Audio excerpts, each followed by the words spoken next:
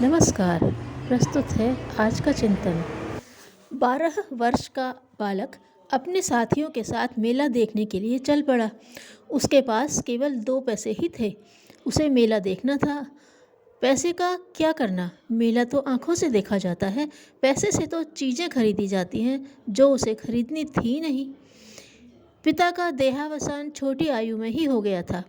माता के पास इतना धन नहीं था कि वह मेले में से कुछ खरीदने को पैसे देती। बालक को माँ से जो प्यार मिलता था वह क्या कम था कि यह उस देवी से पैसे मांगता। माँ स्वयं तो नाना जी के यहाँ रहती थी। वह उसे पैसे देने के लिए नाना जी के आगे हाथ पसारे, यह बालक को स्वीकार नहीं था। मेला दूसरे गांव में लग रहा था। इसके गांव और उस गांव के बीच गंगा का आधा मील चौड़ा फाट था। इसे नाव से पार किया जाता था। 1 पैसा नाव वाले ने पार उतारने का ले लिया।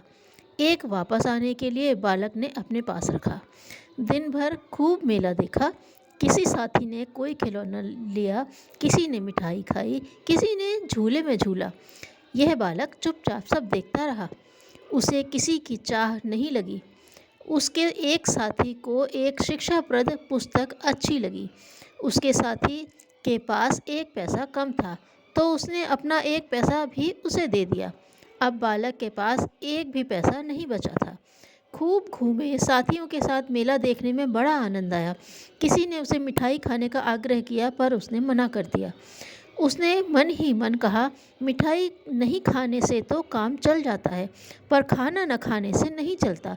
मेरी माँ के पास मिठाई के लिए पैसे नहीं हैं, तो मैं मिठाई खाकर क्यों अपनी आदत बिगाड़ूं। अब सायंकाल का समय हो चला। सब बालक घर लौटने को उत्सुक, पर यह बालक था कि आना नहीं चाहता था। सभी घर लौट गए, पर बालक वहीं रहा। उसने कहा, मुझे और मेला देखना है, तुम लोग चले जाओ। उसका कारण यह था कि उसके पास नाव में बैठने के लिए अब पैसे नहीं बचे थे। उसे अपने साथियों के सामने अपनी हेठी नहीं करवानी थी।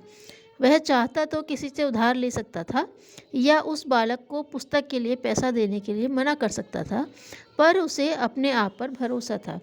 जब सब लौट गए, यह बालक गंगा नदी के किनारे आया। उसने गंगा को नमस्कार किया। अपनी दुबली काया और सबल बाहुओं को देखा और कूद पड़ा पानी में।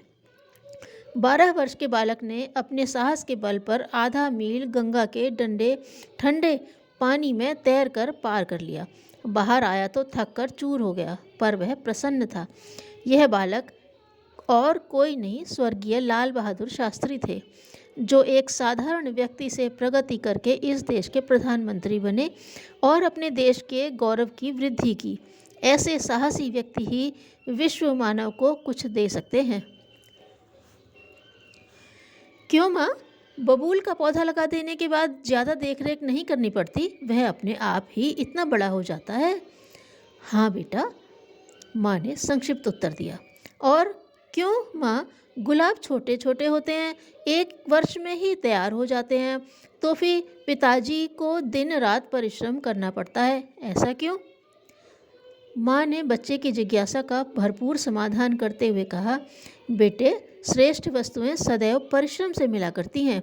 ऐसा न होता तो अच्छे व बुरे में अंतर ही क्या रह जाता। धन्यवाद।